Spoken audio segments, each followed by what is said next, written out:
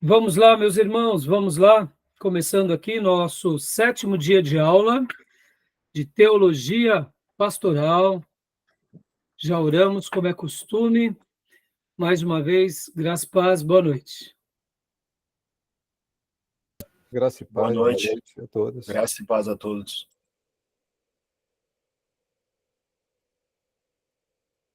Hoje a temática nossa continuará sendo também a oração. Falamos na semana passada o aspecto individual. Nós estamos trabalhando sobre esse livro do MacArthur, John MacArthur Jr., o Ministério Pastoral. Já estamos ali na terceira parte, que trata mais das perspectivas pessoais. É claro que eu vou estar fazendo um conglomerado, né, com as outras partes. Hoje nós falaremos do capítulo 11 e continuaremos o 12, que é o estudo do pastor, e o capítulo 13, a compaixão pelas almas. E na minha apostila também estaremos trabalhando em cima desse mesmo tema, que é a prática da oração. E, como é costume, nossas aulas são gravadas para que os irmãos possam estar utilizando. As nossas aulas também são gravadas para aqueles irmãos de diversos lugares que desejarem fazer o nosso curso em EAD. Também essas aulas são gravadas para que essas matérias, esses temas, as abordagens, todo o material aqui apresentado possa ser bênção para muitos irmãos espalhados aí, onde quer que essas aulas cheguem, e é com muita alegria que eu fico surpreso que a repercussão que ela tem tido, esse material tem sido muito grande, principalmente no Spotify, para minha surpresa.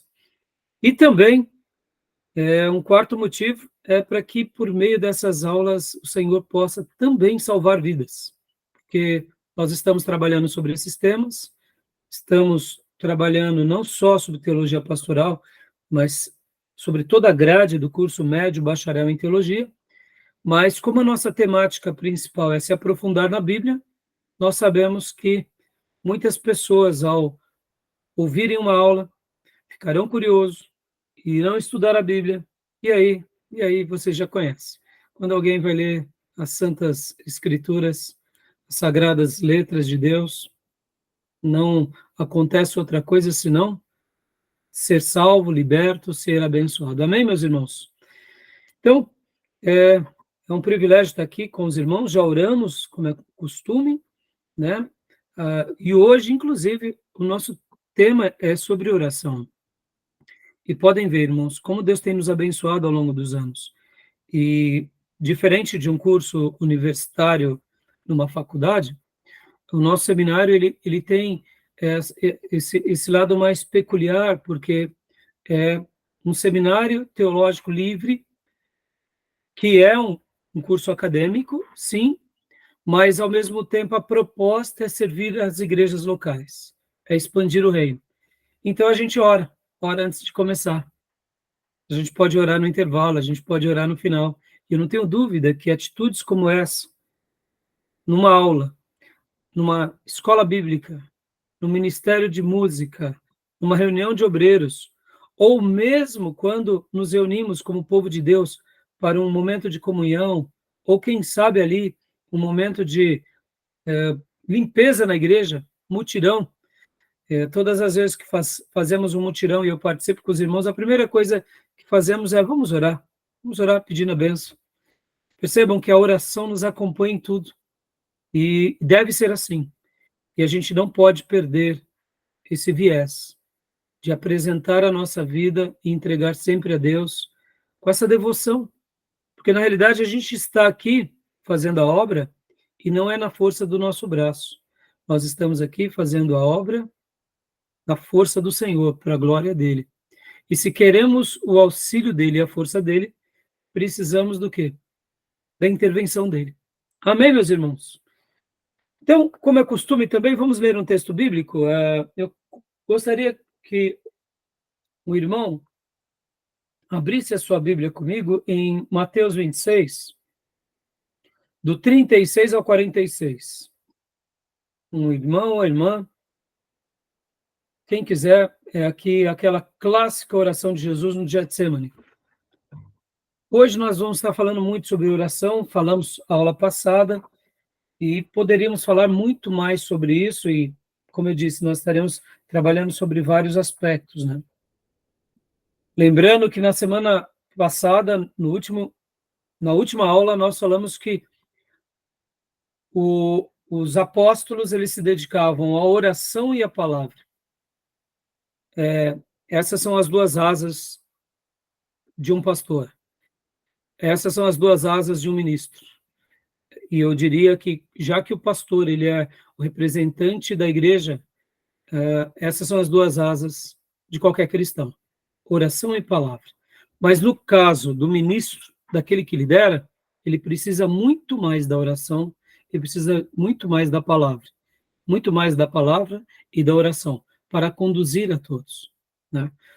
Mas, assim, é muito importante a gente resgatar isso, porque hoje a gente vai falar sobre vários motivos que tiram o ministro dos trilhos da oração. Vários motivos, né? A gente já falou um pouco semana passada, mas eu quero também hoje comentar alguns aspectos aqui bem interessantes para que a gente possa estar trabalhando juntos, tá bom? Quem achou o texto? Eu posso ler, pastor? Por favor. Em seguida, foi Jesus com eles a um lugar chamado Getsemane e disse aos seus discípulos: Assentai-vos aqui enquanto eu vou ali orar. E levando consigo a Pedro e aos 2 filhos de Zebedeu, começou a entristecer-se e a angustiar-se. Então lhes disse: A minha alma está profundamente triste até a morte. Ficai aqui e vigiai comigo. Adiantando-se um pouco, prostrou-se sobre o seu rosto, orando, dizendo: Meu pai, se possível, passe de mim este cálice. Todavia não seja como eu quero, e sim como tu queres. E voltando para os discípulos, achou-os dormindo. E disse a Pedro: Então, nem uma hora pudeste vós vigiar comigo? Vigiai e orai, para que não entreis em tentação. O espírito, na verdade, está pronto, mas a carne é fraca. Tornando a retirar-se, orou de novo, dizendo: Meu pai, se não é possível passar de mim este cálice sem que eu o beba, faça-se a tua vontade. E voltando, a achou outra vez dormindo, porque os seus olhos estavam pesados. Deixando-os novamente, foi orar, pela terceira vez, repetindo as mesmas palavras. Então voltou para os discípulos e lhes disse: Ainda dormis e repousais? Eis que é chegada a hora, e o Filho do Homem está sendo entregue nas mãos dos pecadores. Levantai-vos, vamos, eis que o traidor se aproxima. Obrigado, Gil. Obrigado. Esse é aquele clássico texto que conhecemos muito bem, em que Jesus aqui age da forma mais normal, eu diria, de um ser humano, sabendo que ele era 100% Deus, mas 100% homem. E essa oração, já já eu vou trabalhar um pouco melhor sobre esse aspecto aqui, porque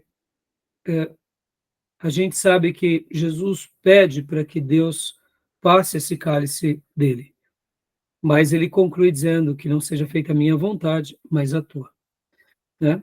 Podem ver que essa oração de Jesus não costuma ser tão enfatizada por quem ensina orações erradas, porque ela vai na contramão das orações erradas. Aqui é o próprio Jesus orando, pedindo algo a Deus, mas ele também se coloca ali como filho, aguardando que a vontade do Pai se cumpra e não a dele. Podem ver que quem ensina um tipo de doutrina errado sobre oração, geralmente só fala dessa oração de Jesus quando o desfecho de tudo que eles desejavam e tentaram e até ensinaram deu errado, aí eles citam, Jesus também no Getsemane orou, e já que não aconteceu, é a vontade do Pai. Mas por que eu estou dizendo isso? Geralmente, quem ensina errado não gosta de ensinar essa oração, porque essa oração, no primeiro aspecto, ela nos cria dependência do Pai. E quem ensina sobre essa doutrina de forma errada, ele não quer que a oração seja uma oração de dependência, e sim que a oração seja uma ferramenta de milagre para o benefício próprio. Mas a gente vai trabalhar na aula e eu vou entrar um pouco mais em assunto com vocês, tá bom? Deixa eu fazer uma citação aqui, meus irmãos, que faltou na semana passada, né? Inclusive eu registro isso na minha apostila. É uma coisa bem interessante. Aqui, a oração, eu aprendi certa ocasião, é a demonstração do credo que temos. Eu não sei se você já notou que todo filho de Deus que de fato crê de forma saudável nas Escrituras e está numa igreja saudável, a oração ela é o credo do que a pessoa crê. Ou seja, uma pessoa que acredita em Deus de forma correta, que foi aprendido biblicamente, ele não consegue orar errado. Por quê? Porque a gente vê isso em toda a Bíblia. Não há orações erradas. Podem ver que todas as orações, mesmo que sejam orações de desespero, como foi, por exemplo, a oração de Moisés, a oração de Jó, pedindo Deus me recolhe, porque eu nasci. Ao final de toda oração, tirando essas partes de angústia que são legítimas, porque afinal de contas, uma pessoa que sofre, como é o caso que acabamos de ler aqui sobre Jesus no Getsemane, é normal que ele expresse um pouco da sua dor, mas toda oração revela o nosso fundo doutrinário. Então, eu acho que esse é um assunto maravilhoso, que faz a gente repensar muito sobre uma verdadeira oração. Eu não sei se vocês já pensaram sobre isso, mas eu vou até compartilhar aqui com você essa frase da minha apostila. Olha só.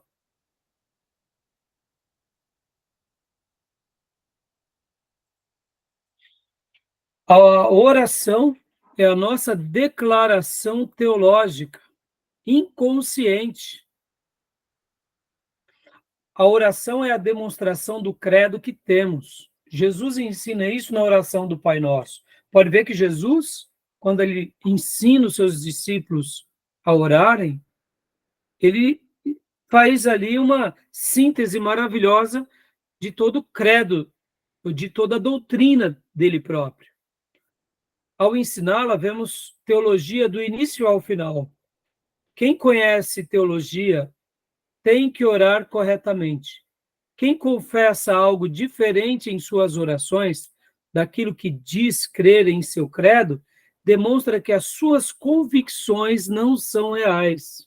Ou seja, eu posso até dizer e estar numa igreja bem estruturada, mas na hora de orar, se eu estou orando e a minha oração vai contra as Escrituras, é porque, de fato, eu não creio naquilo que eu aprendi naquela igreja. Mas sabendo que isso vai ser uma exceção. Pouquíssimas pessoas nas nossas igrejas farão assim. Agora, quando você já é ensinado numa igreja que é uma seita ou uma heresia, invariavelmente você vai fazer as orações erradas, porque as nossas orações demonstram nossa centralidade teológica no Deus revelado através das Escrituras Sagradas.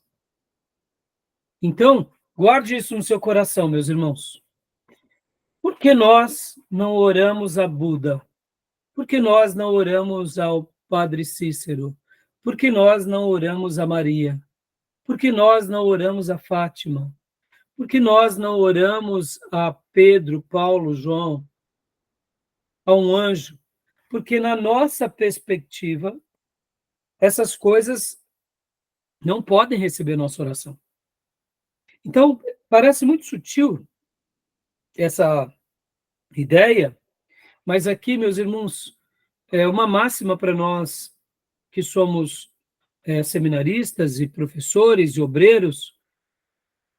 Preste bastante atenção como é a oração daquelas pessoas que nós admiramos. Essa fé é Se eles oram corretamente, nas suas construções, nas suas colocações, na maneira de ler as escrituras, ou de citá-la ali de forma espontânea, porque, irmão, a oração, como é um diálogo, ele tem um lado mais espontâneo, é como nós falamos na psicologia, passa pela barra do recalcamento. Você acaba falando o que você de fato pensa. A boca fala o que o coração está cheio. Então, se eu tenho uma fé vesga em Deus, se eu tenho uma fé vesga nas Escrituras, eu vou orar errado.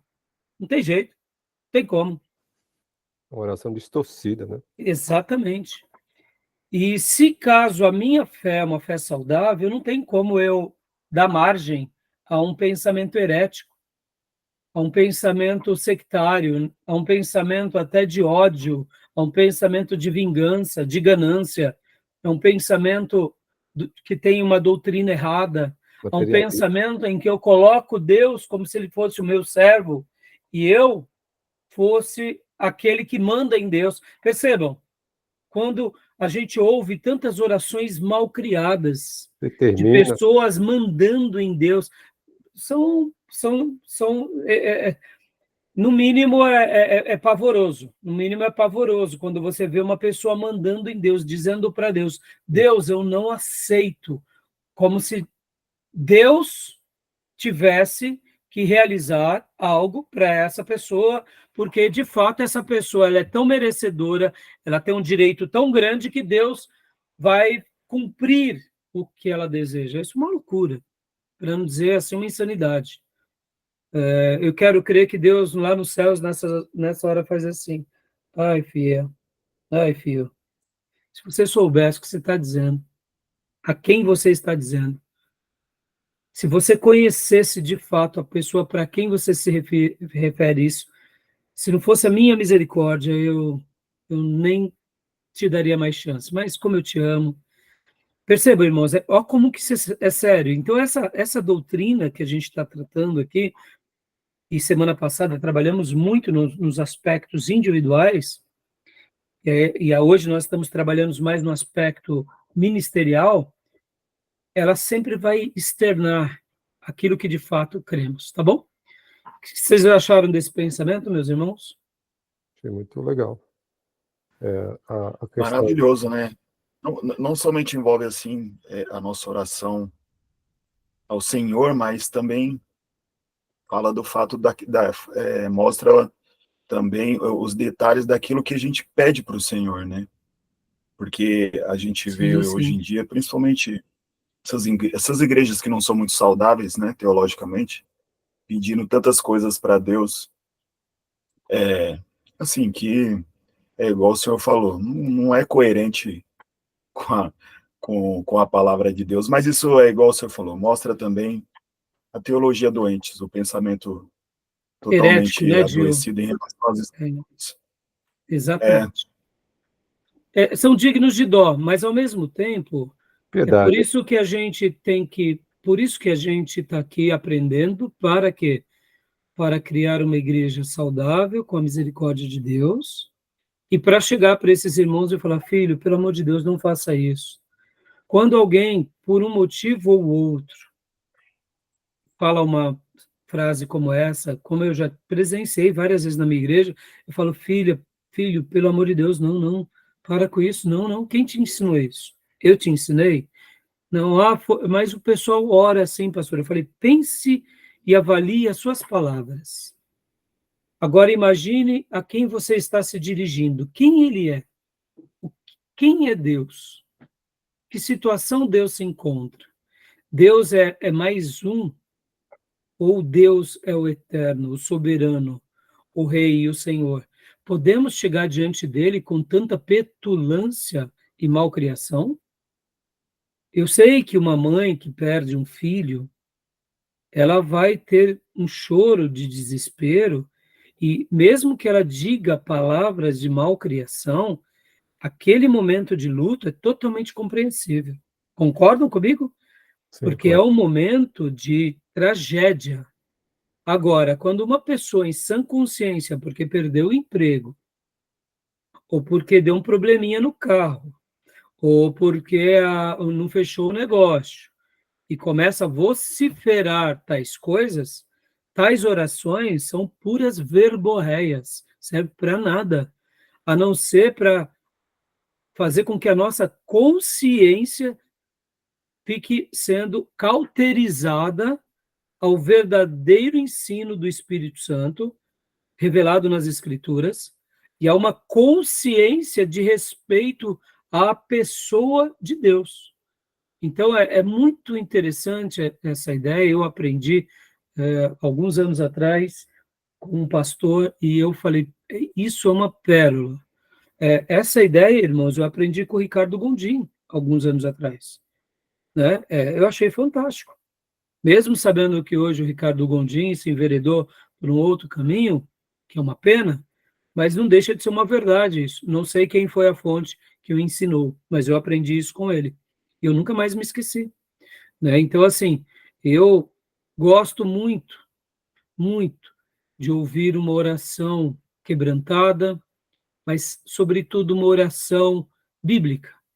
Porque, mesmo que a pessoa não conheça a Bíblia totalmente, seja praticamente quase que um analfabeto bíblico, porque ele não teve aquele estudo, mas se é uma pessoa que teme a Deus, ela respeitará a pessoa de Deus, ela se dirigirá a Deus com quebrantamento, com humildade, e ela se dirigirá a Deus no nome de Jesus da forma correta. Ou seja, ela não precisa ser um teólogo formado, um catedrático para orar correto, né? Ô, pastor, mas em relação às coisas que se pede? Tiago vai falar que a gente ora, né, pede, mas pede mal, por isso não recebe. É legítimo pedir, que nem, né, a gente vê muito por aí, mas é legítimo pedir emprego, coisas naturais dessa terra. O que o senhor pensa disso? Eu não vejo nenhum problema no pedir, né, Gil? A grande questão é o nosso pedir exagerado. Por isso que hoje também, já eu vou entrar num ponto, Gil. Pede, né? Hã? É como pede, né? Exatamente, é como pede. Por isso que esse ponto eu iria falar na última aula, acabei não falando, né?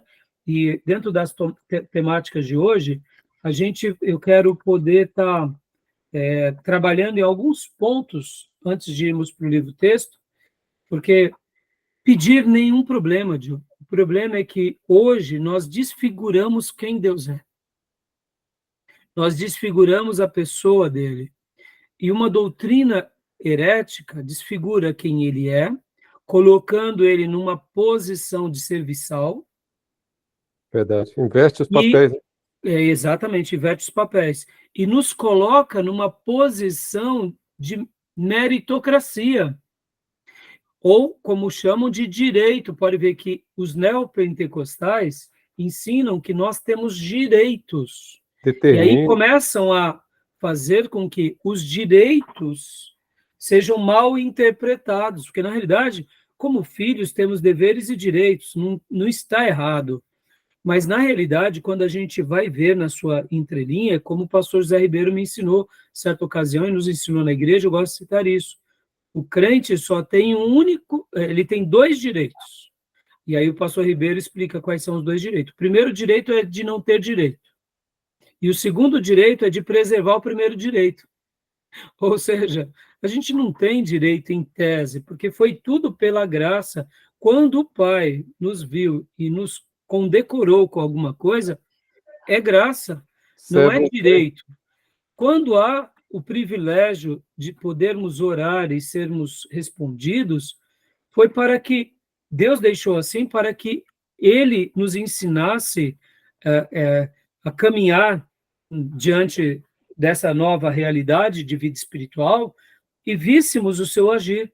E a gente sabe que exatamente, a gente cria dependência e a gente vê que a oração é uma das ferramentas mais poderosas do Filho de Deus em qualquer época, e sempre o será.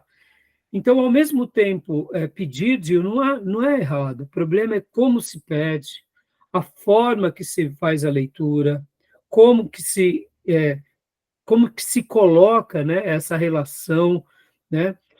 Já então, vou até responder o que eu disse que eu iria falar mais para o final, sobre a oração de Getsemane. Olha só, a doutrina da oração é uma das doutrinas mais poderosas que está atrelada a condições e a promessas para o Filho de Deus. Ou seja, Deus escolheu realizar grandes coisas na vida do seu povo por meio da oração. E ele deixou essa doutrina condicional como um meio aonde o filho, o povo, a igreja, quando se prostra corretamente e busca com o coração inteiro, da forma correta, Deus abre portas e janelas do céu. Ou seja, é uma promessa que desemboca milagres. Ao mesmo tempo, a oração individual e a oração coletiva, mesmo ela sendo uma arma pessoal e uma arma coletiva, que realiza milagres, nas entrelinhas da Bíblia, Deus também, em alguns momentos, não realizará milagres como esperamos. E o Getsemane é a grande resposta disso. Aqui, na oração de Jesus, no texto que acabamos de ler logo na abertura, há uma coisa muito curiosa. Porque ali Jesus passa uma noite toda orando e ele tem experiências de angústias profundas.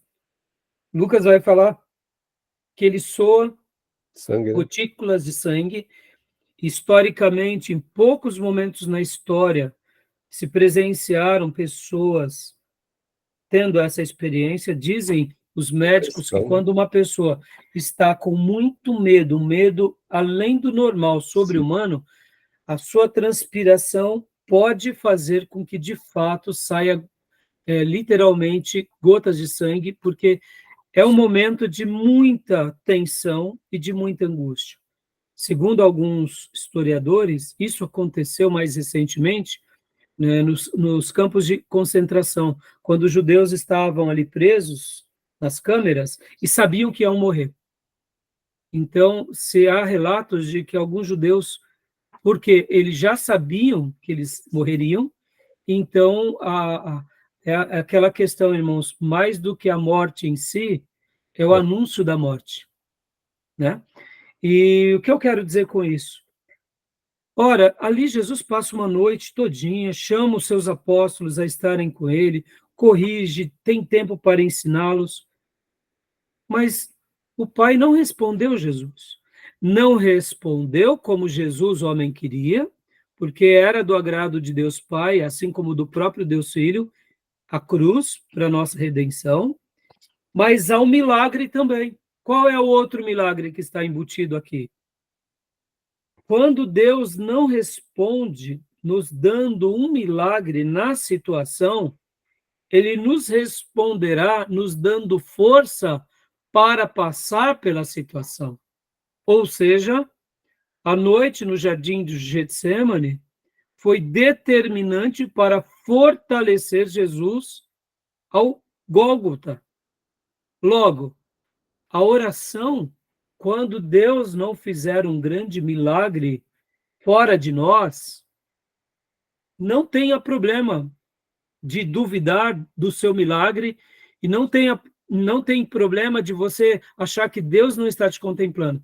Se Deus não realizou um milagre fora, exteriormente, naquela causa que tanto queremos, ele realizará um milagre dentro de nós, nos dando força, resiliência para passar por aquele deserto, para passar por aquele vale, ou quem sabe para passar ali por esse sofrimento, como foi, claro, que não igual ao de Jesus, porque o dele é redentivo, mas percebam, quantas são as vezes que na história a gente vê isso? Quantos foram os nossos irmãos, lá na história da igreja, a gente vai estudar muito isso em história eclesiástica, que eles morreram queimados, morreram nos coliseus, e eles oraram pedindo para Deus os livrar. Deus não os livrou. No entanto, a oração não será em vão, porque Deus pode não nos livrar dos leões, das feras, do fogo, mas Deus nos dará condições de passar pelas feras, pelos mares, pelas águas, pelo fogo. Se não sobrevivermos, porque pode ser que aconteça isso, uma coisa é fato: o Senhor estará conosco naquele momento. Ou seja, percebam como a oração é poderosa. Ora, por meio da oração, Deus faz um milagre, ou muitos milagres, e ora, por meio da oração, Deus faz um milagre dentro da gente, nos preparando para a batalha que virá pela frente.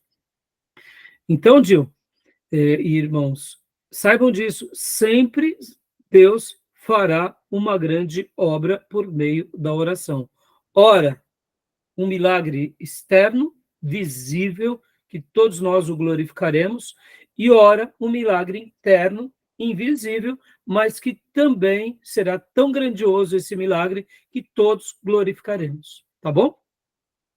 Então, Dio, não tem problema. Não tem problema a gente pedir, não tem problema a gente... O problema é que nós ficamos muito pedintes, né? Hoje a igreja contemporânea é uma igreja de mendigos em nome da prosperidade. Já notaram, irmãos, que a doutrina da prosperidade é uma doutrina de mendigos espirituais?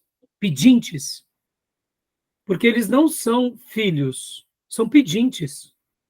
Eles vivem a troco de qualquer coisa, menos Deus. Eles estão preocupados com as mãos, o que está nas mãos de Deus, não as mãos legítimas do Pai.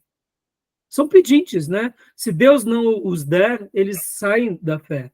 Então, eu diria que é um tipo de cristianismo que escraviza, que cega, que adoece e que macula a verdadeira essência do cristianismo, né? Tá bom? Quer falar alguma coisa, Júnior, Gil, Maísa?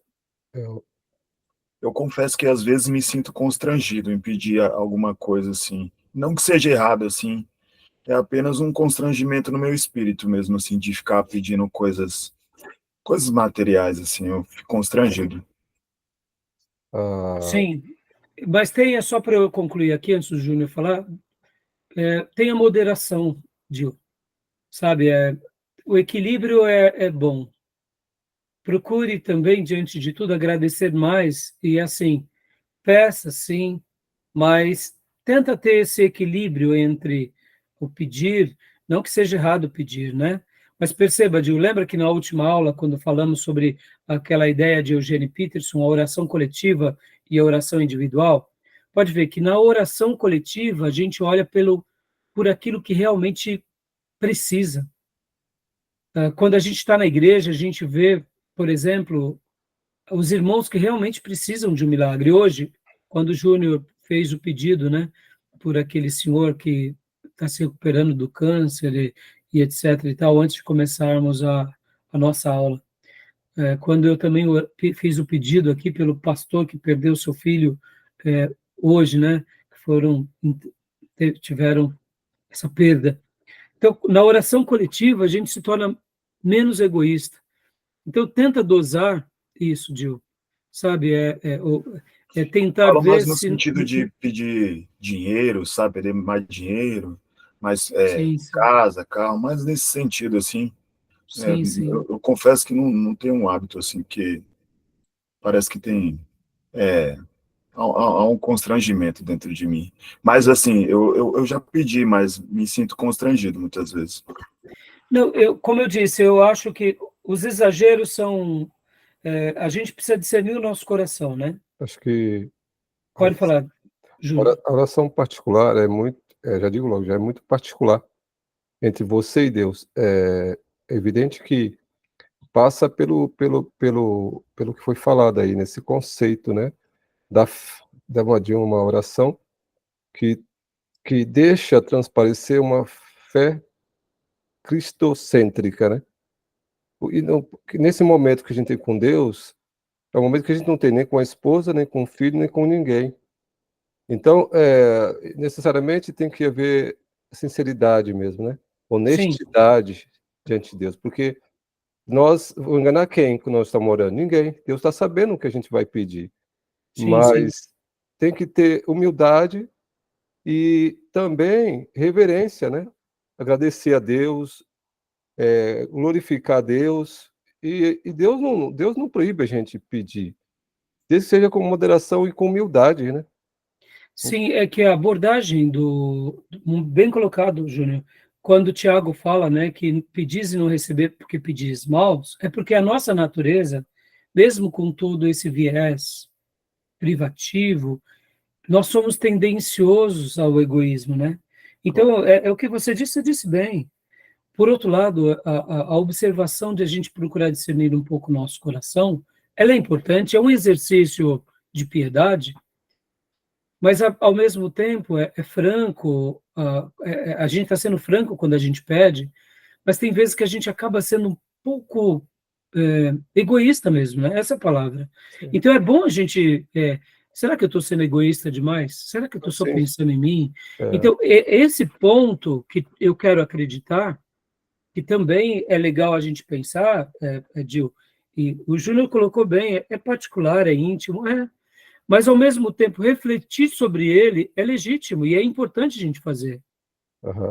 Até porque a gente vai criando uma certa elasticidade nos nossos sentidos. Eu tenho notado, meus irmãos, que a gente está vivendo um momento muito peculiar, como cultura, né? Como civilização. E uma das coisas que eu tenho mais me preocupado é notar que as pessoas elas estão extremamente egoístas. E esse egoísmo está afetando diretamente a vida da igreja. Porque, mesmo que seja, como o Júnior colocou, e é verdade, é íntimo, é pessoal, que nem o cônjuge, filhos, sabe? Mas se a gente também não fizer essa reflexão, será que eu estou sendo muito egoísta? Será que eu tenho orado correto e eu tenho valorizado adequadamente as bênçãos que Deus tem nos dado? Porque percebam, muitas vezes Deus nos dá para que a gente possa ser bênção e a gente retém. Mas às vezes, por exemplo, eu falei, às vezes a oração que eu estou ali, eu particular com Deus, orações para meu deleite, e às vezes não, porque eu tenho uma lista que eu oro para muitas pessoas, e às vezes eu oro para o país, pessoas de alguns países, e às vezes missionário.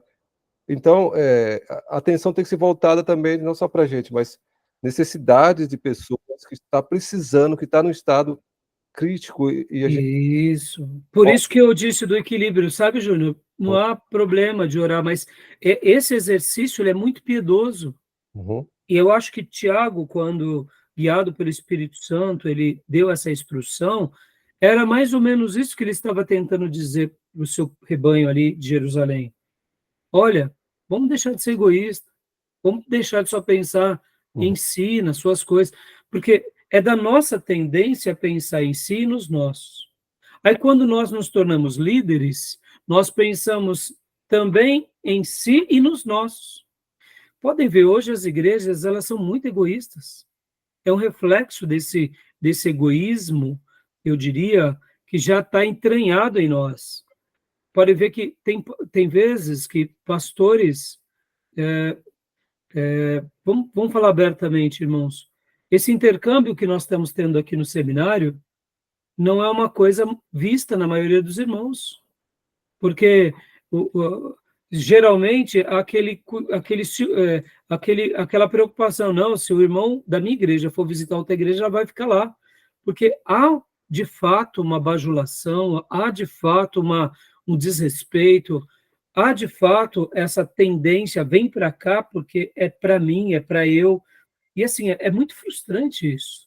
E isso é uma coisa que tem me preocupado muito, né? Então, assim, mas foi bom a sua abordagem, Júnior e também Gil, tá bom? Querem falar mais alguma coisa? E o cuidado que deve ter também, quando você é o intercessor, e às vezes você tem a resposta de que Deus operou e fez lá, tomar o cuidado com o ego, né?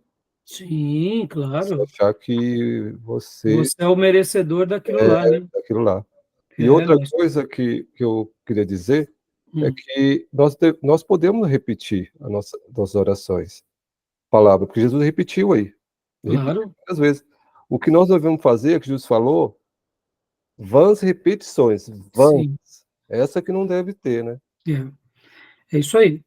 Então, irmãos, eu separei aqui um outro, vamos aqui, eu queria até falar um pouco aqui para os irmãos, ó, eu tomei nota de alguns pontos aqui. As práticas erradas na doutrina da oração, individual e coletiva, cegam a nossa consciência e introjetam doutrinas heréticas dentro do nosso coração e do nosso inconsciente. Então, tomem muito cuidado com qualquer oração que você olhe e fale assim, essa oração está meio esquisita. A oração que aquele pastor está meia esquisita.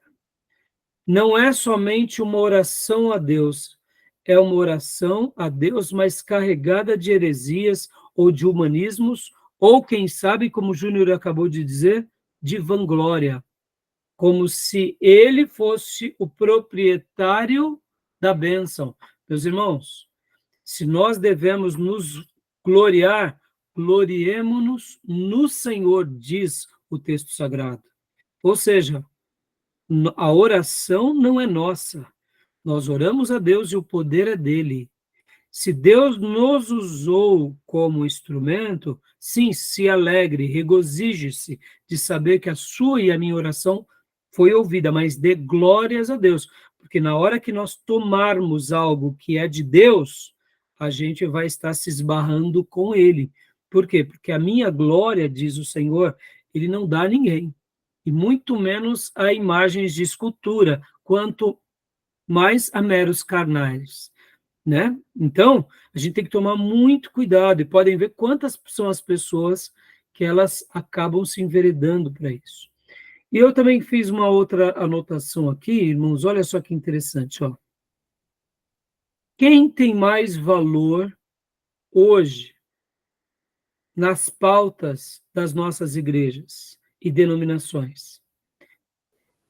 O programa da igreja, ou a festa, ou o congresso, ou aquelas antigas práticas, o estudo bíblico, a oração, a vida de piedade simples da visita no lar. Estão entendendo? Não sei se eu fui claro na minha pergunta. Quem tem mais valor hoje para as igrejas modernas? Está deixando de lado a oração, aquelas visitas simples, mas importantes, né? Uma palavra de um amigo, a pessoa precisa. Está faltando mesmo, realmente a oração. Hoje tem a questão do louvorzão, né? Louvorzão. É o programa, né, Júnior? É louvorzão, é o ungidão, é o congressão. Você está entendendo? É o programa. Tem que vir um figurão. Só me contou um fato que foi o seguinte: o pastor Batista estava numa igreja, e aí estava lá na igreja, foi convidado. Aí ficaram mais ou menos, praticamente uns 40, 50 minutos de louvor. Quando deu a palavra para o pastor, era 8:50. O pastor subiu no púlpito, leu a palavra, fechou e falou: essa é a palavra. Acabou. Porque O pastor Ernesto Nini, Não dá, Júnior, né? ele foi convidado, como ele sempre foi uma pessoa muito querida, né? Ele já teve várias experiências assim, dele ser chamado para congressos, e ali dava-se oportunidade para todo mundo. E lá, quando era 15 para as 10 da noite, dava a mensagem para ele. E aí ele, com toda a educação, ele falava assim: irmãos, eu notei que os irmãos estavam muito felizes, uma noite de festa, e que os irmãos, né, realmente celebraram, adoraram a Deus, e eu também me sinto muito honrado de estar aqui. Mas o que eu tenho para tratar para os irmãos é no mínimo de meia hora. Então, eu só lerei o texto bíblico e quando os irmãos, de fato, tiverem uma outra ocasião, uma oportunidade, e for do agrado de vocês me chamarem, eu retorno para pregar, porque eu não conseguirei expor em 10 minutos. E assim, nas outras vezes que ele era convidado, a primeira coisa era a mensagem. O que ele estava falando ali nas entrelinhas? Gente, prioridade para a palavra. Por isso que eu fiz essa pergunta, o Júnior entendeu muito bem, e eu quero repetir. Quem tem mais valor hoje para muitas igrejas e para muitas denominações: o programa, a festa, o preletor midiático ou as antigas práticas, a oração, o estudo bíblico, o momento de piedade, ali de, sabe, de contrição, de se colocar diante de Deus. Pensem nisso, meus irmãos. A igreja, ela acaba se enveredando por um caminho performático e doente, porque a gente acaba invertendo os valores. Lembram? Nós estamos estudando uma matéria e logo no início nós trabalhamos sobre a temática. Quem praticará o redirecionamento da igreja ou dará a direção? Os pastores. Os pastores, a prioridade deles são programas. Logo, a igreja é baseada em programa. Acabou o programa, acabou a igreja. Aí eu pergunto, mas a igreja de Jesus, ela tinha programas? Ou a igreja de Jesus, ela tinha oração? Ela tinha ensino? Vida, né? E ela tinha vida de piedade? E, aliás, não tinha nem programa, porque era tudo tão espontâneo. Era segundo o sopro do Espírito, porque Jesus não tinha um horário específico, um lugar específico, um momento específico. Pode ver. E também algo parecido aconteceu com os apóstolos. Orgânica. Eles só sabiam que se reuniriam no templo ou aos domingos, em algum lugar, para adorar ao Senhor. Que mais? Mais nada, porque não tinha nem templo. Fora o templo de Jerusalém, não tinha templo. Se reunia nas casas. Então percebam, irmãos, como a igreja de Jesus, ela acaba entrando certas formas, e é importante a gente repensar nisso, né, nas velhas práticas. E só para eu concluir isso, irmãos, olha como a vida de oração ela é importante. Os apóstolos, ao verem Jesus orando tanto, chegaram para ele e disse: Senhor, ensina-nos a orar. E eu pergunto, será que Jesus pregava errado? Será que Jesus pregava mal? Eu acredito que não. Eu acredito que Jesus deveria ser um orador daqueles maravilhosos. Mas não foram os apóstolos não chegaram para Jesus e disseram: ensina-nos a pregar. Eles viam que Jesus tinha um diferencial na oração. Orava muito. Eu orava muito, particularmente. Orava muito, publicamente. Pode ver que na ressurreição de Lázaro, Jesus até disse: eu estou orando, e de fato, porque eu sei que o Senhor sempre me ouve, mas não é por mim, é por esses que estão aqui. Pode ver que Jesus, em alguns momentos, fazia orações públicas, e era uma frequente essas orações públicas, e a gente vai ver que as orações públicas também eram na vida dos apóstolos. Eles oravam. Irmãos, pensem nisso. O culto apostólico era um culto onde se reunia para orar. E depois da oração, estudar, ou estudar e orar. O que mais? Esse é o programa. Não tem segredo. Esse é o programa de Deus, de Jesus e dos apóstolos. E tanto é que os apóstolos, vendo essa vida de oração, essa vida na prática da oração, chegam para Jesus e dizem: ensina-nos a orar. E Jesus, então, né, ensina eles, né? Tá bom, meus irmãos? Interessantes essas questões, né? Verdade. Pastor Rai, o senhor é contra... Aí, vamos lá, Dil, talvez surja outra pergunta. Então, o senhor é contra o programa, né? Claro que não, meus irmãos. Um programa ele pode ser útil. Eu sou contra você colocar o programa como segredo de tudo. Eu sou contra. Podem ver, eu vou até dar um testemunho aqui para vocês, meus irmãos. No começo da pandemia, né, nós já gravávamos os nossos cultos, mas subíamos depois de algumas semanas, porque tinham que editar e tal. Então, no começo da pandemia, teve muito essa preocupação de alguns líderes, e eles chegaram para mim e falaram assim: pastor, estamos demorando muito no culto, porque negócio de internet é meia hora, pastor, no máximo tudo. 1 hora com louvor, oração. Eu falei: filhos, mas quem é que pensa assim? O pessoal da internet. Eu falei: tudo bem, eles podem pensar assim. O pessoal midiático tem a sua razão nas mídias, no marketing, mas nós somos uma igreja. Nós somos uma igreja. Uma igreja tem a sua dinâmica. Eu entendo que é importante, quando você está evangelizando, você ter ali certas linguagens para saber atingir aquela pessoa, porque, como Paulo diz, eu me faço de louco para ganhar o louco, eu me faço de sábio para ganhar o sábio. Então, Paulo, a gente aprende muito com Paulo, mas Pode ver, Paulo não deixava de ensinar. Paulo ensinava tanto que até Eutico cai da onde? Da janela e morre. E aí Paulo vai lá e ora e ele ressuscita. Ou seja, a noite toda pregando. Paulo, quando ele escreve Romanos e outras cartas, ele fala, escrevi algumas coisinhas aqui, né, poucas coisas, é um livro grande, se a gente for ver, para Paulo aquilo não era nada. Perceba, irmãos, qual é o programa bíblico? Agora, é claro, a gente não vai estar ali enchendo linguiça, falando besteira, né? É óbvio, é transmitir o ensino, é transmitir uma oração com piedade, é transmitir tudo isso com devoção. Mas, assim, percebam, vamos tomar cuidado com essa questão, porque o redirecionamento da igreja começa conosco. Então, fica aqui uma dica, porque muitas vezes a gente fica querendo agradar as pessoas e a nossa igreja acaba aprendendo o quê? A lei do consumo. O que o meu cliente quer. Meus irmãos, eles vão querer carne. Nós somos carne. Você acha que a gente vai querer coisa espiritual? Hã? Acho que isso daí reflete bem o que é a nossa nação hoje, né? Nós somos mais de 50 milhões, mas olha como a nossa nação é conhecida. Né? O país do carnaval, como a nação evangélica, aí pegando solto, né? Exatamente. É bem por aí mesmo. Né? A questão é acreditar na eficiência da programação. Esse é o problema. Né? Na minha opinião... Não do espírito e não de Na Deus. minha opinião, Júnior, né? É agora onde eu vou mostrar aqui para vocês onde a gente está padecendo. Porque as práticas erradas têm cegado a consciência e tem sido introjetada doutrinas heréticas sutis sobre a igreja. Alguns dos meus botões, eu penso como o professor Helder. Olha, eu vou compartilhar aqui com vocês rapidamente para a gente concluir esse módulo. Olha só, olha o que ele diz. E aqui contra as tendências aqui.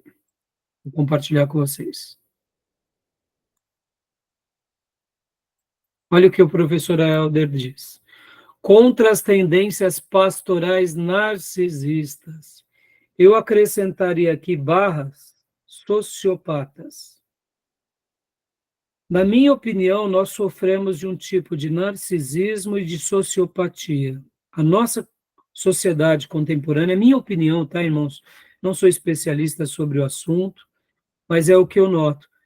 Eu noto que nós somos muito voltados ao egocentrismo.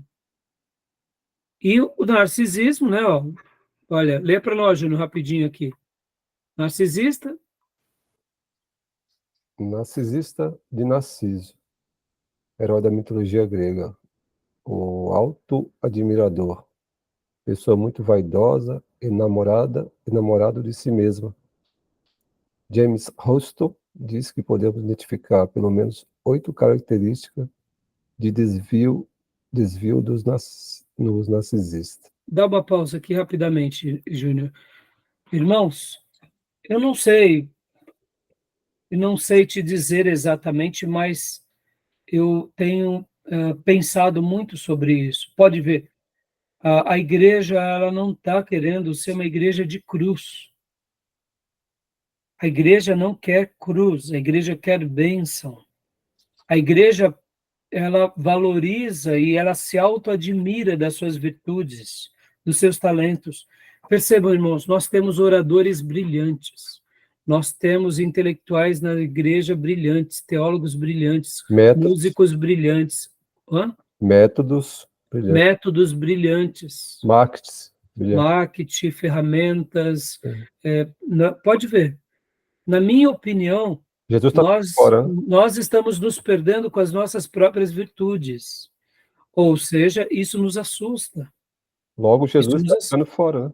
Exatamente.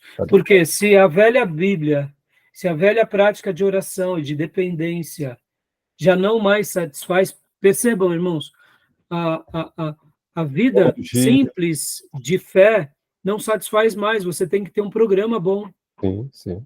Você tem que ter um programa jovial, você tem que ter muita coisa. Isso é um ponto para a gente considerar muito sério. E como eu disse, na minha opinião, nós sofremos de sociopatia e de narcisismos. E aqui onde entra essa temática para que a gente possa estar tomando muito cuidado, E né? só te falar um detalhe, eu estava acompanhando uma missionária lá na Noruega, Batista, ela falou, nossa, lá aqui na igreja, meu pastor prega muito, eu gosto muito da pregação, é que não pode pregar sobre a volta de Cristo. Não pode? Não, porque isso que assusta os membros, ninguém pode ouvir. Ela falou, Você vê, não pode falar sobre a volta porque assusta. Doideira, né, Júnior? Que loucura. loucura. Né? Um assunto, né? Não, então tá bom, a gente não vai falar sobre a volta, vamos continuar falando sobre a nossa vida aqui, nossas conquistas, porque a volta, esse assunto está em desuso, ou está fora de moda, porque senão os ricos, os intelectuais, isso vai manchar um pouco, ou vai macular a perspectiva de conquista. Não fala da cruz. Noruega, né, Júnior? Primeiro mundo, né? Entendeu? Ou não seja, fala da cruz, né? Não fala da cruz. Exatamente. Então, leia rapidamente, Júnior. Olha que interessante o que o professor Helder colocou aqui nesse slide. Sim. Aí ele vai estar citando James Holston. Leia para nós, por favor, Júnior. Primeiro, noções grandiosas de autoimportância, acentuada por conceito fantasioso de liderança. 2. Preocupação com fantasia de sucesso, poder, brilhantismo e beleza ilimitados. 3. Exibicionismo a serviço da publicidade, para aumentar vendas e gerar falsas expectativas. 4. Forte sentimento de raiva, inferioridade, vergonha, humilhação ou vazio diante da crítica ou indiferença de outros. 5. Sentimento de que o mundo que deve muito, de modo que o indivíduo é tomado por um profundo sentimento de injustiça, ciúme, inveja e ressentimento quando não é reconhecido.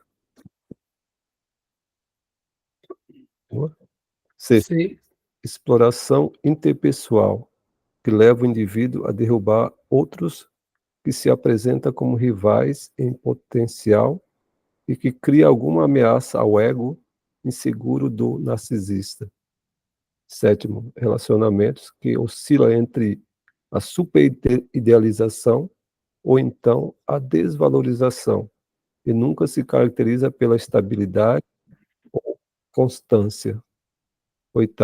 Uma falta de empatia que torna esse líder incapaz de tratar os outros com sensibilidade e gentileza. No final, os outros se sentem explorados e manipulados. Joia. Fiz questão aqui de ler essa porção, só para a gente pensar um pouco, para que a gente possa mergulhar agora no livro, né? Porque, meus irmãos, pensem sobre isso. Ir à igreja simplesmente para orar junto com os nossos irmãos é um tesouro. É um tesouro. Ir à igreja, aprender a palavra de Deus ou relembrar doutrinas que já aprendemos um dia é um grande tesouro. Verdade. Se essas coisas não nos bastam mais, então que a gente possa botar o joelho no chão, pedir perdão e voltar ao primeiro amor. Porque essas coisas devem, sim, bastar a vida de um cristão.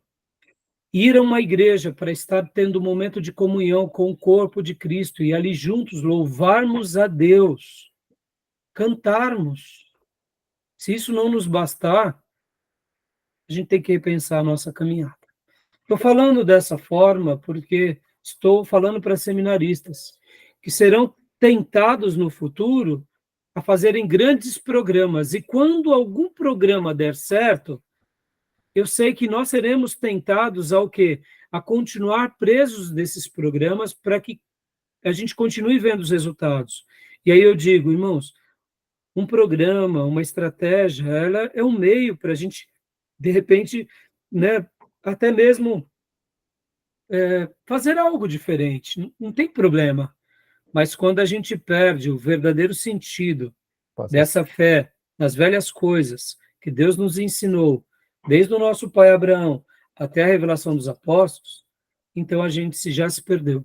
Passa Né? Então, pensem um pouco sobre isso. Eu, né, nessa primeira aula de hoje ainda, quis tratar um pouco sobre essa questão, porque eu acredito que a gente, de fato, precisa repensar sobre essa doutrina no aspecto pessoal e no aspecto coletivo. Tá bom, meus irmãos? Beleza?